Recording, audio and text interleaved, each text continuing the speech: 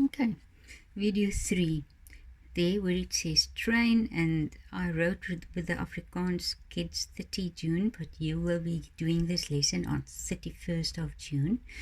So it doesn't matter even if you write 30 June, because I always do the videos, make the videos the previous day, so I got confused again with the dates, but it doesn't really matter if you write 31 June or 30 June. So we're going to start with trains. When you saw the videos last week, I sent you the steam engine to explain steam engines to you, and one of those they called the Stevenson train steam engine. It was that an example of George Stephenson's train. It was that one with the glass bottles and pipes where you can see the steam.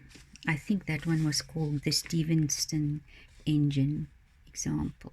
Okay? So remember, George Stephenson is very important. Built a steam train in 1829. It was called the Rocket. When we go to page 3, because of the steam engines they saw and they made, other people thought about it, and they thought, oh, but maybe we can do another thing, make another thing with steam. But so they made this train, but someone else, Karl Benz, he thought, if I burn fuel, petrol, I can make a car that can drive, that don't have to drive on the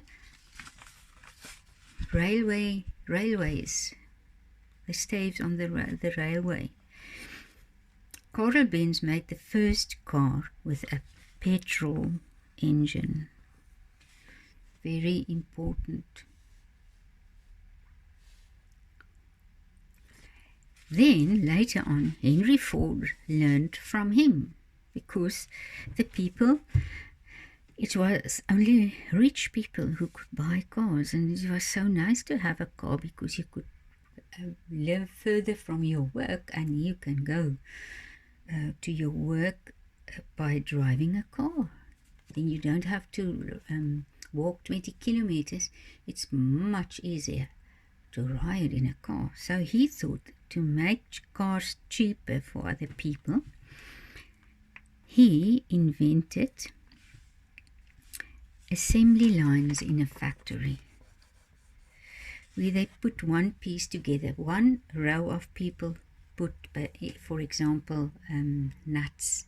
Other one put spikes, and other one put on the other people put on the steering wheel, and some others assembled the seat or whatever. Each one had a part to do. So it was much cheaper to make a car or a lot of cars through assembly lines. So Henry Ford invented a way to make cars cheaper for people. Workers could make cars more quickly on assembly lines.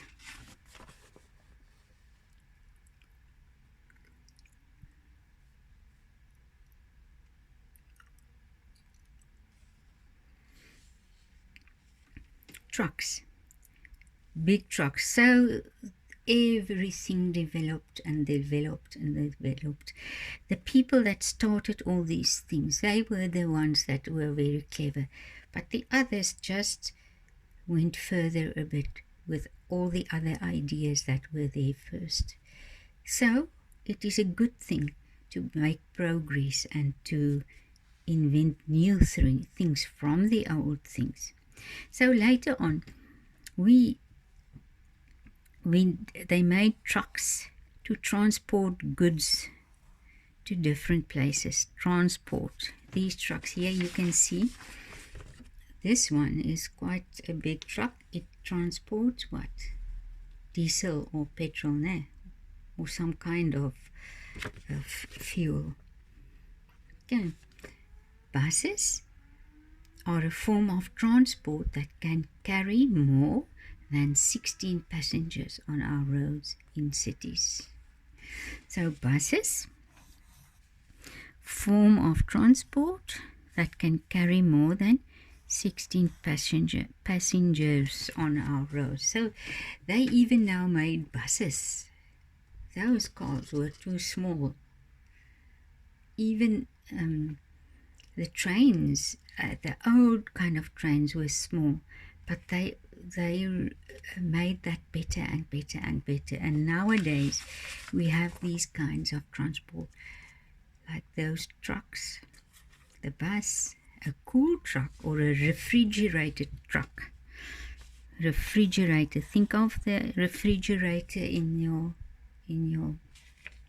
kitchen, keeping things cold. Refrigerated trucks keep certain foods cold or frozen. Keep certain foods cold or frozen. In there, they have a machine that's connected to that machine, I think. Or maybe it works on its own. But there is some kind of engine that's working in there to make it as a refrigerator, that you can keep your stuff cold, like meat, milk, cheese, freezed vegetables and all those things. Ice cream also, ne? Even. And then the newest or the biggest of these land transport machines is something like the Gautrain. Now the Gautrain is an example of rapid, it's very quick, is an example of rapid urban transport. Rapid means very, very fast. It goes past you. There in the background you can hear a bicycle roaring, but a Gautrain is much faster. Okay, so this is where we are going to stop. It is 30 June or 31 June 2020. And these are the pages that you are going to learn. Page 1, page 2, page 3, and page 4. But first we are going to look quickly at these. Here you see steam trains. The first really successful kind of steam transport was the steam train. George Stevenson, there he is. This built a steam train called the Rocket. They thought that was fast. That's why they called it the Rocket. Can you believe it? Stevens' Rocket was the very first passenger train. So people could ride in there, I think. That little thing maybe. Or they had another truck there attached to the first one or the first two there. Okay. The Rocket was the beginning of railway transport. You can see the iron rails there. Ne? Railways became the most important way to transport people and goods across the land. People used trains to transport goods, people, and people could live further away from their work. So the cities grew bigger. So if there was a place where people mostly worked, then they all lived around there. But because they had transport, they could live further and further and further away. And then they could drive with a train or a car or a truck or whatever to get to their work easily. There is the motor car. People tried using steam engines in cars, but they were too heavy. Carl Benz made the first car with a petrol engine. We've said that. Carl Benz. This one, if you see, look at this picture. The first motor car had 3 wheels.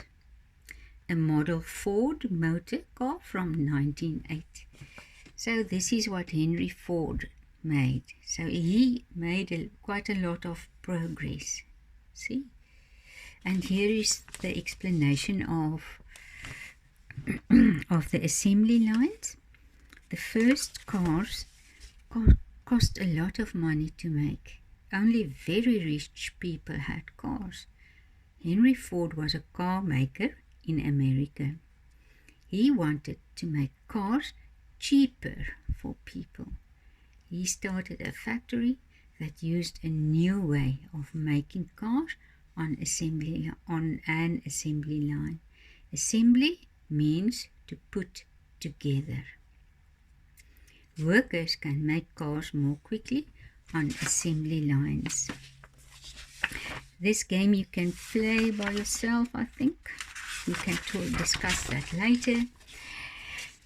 Okay, so just like the bicycle, just like the trains and so on, the car changed people's lives. People use cars and other motor vehicles to get to work.